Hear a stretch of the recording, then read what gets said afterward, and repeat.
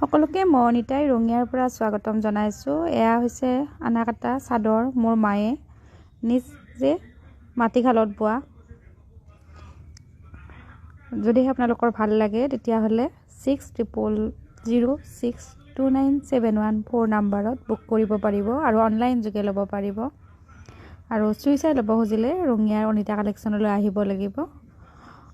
খুব যত্নকে বৈছে আৰু খুবেই ধুনীয়া হৈছে। ৰুলেক্স দিছে আৰু ঘন ঘনকৈ ফুল দিছে আৰু পিয়'ৰ মাছৰাজ হয়।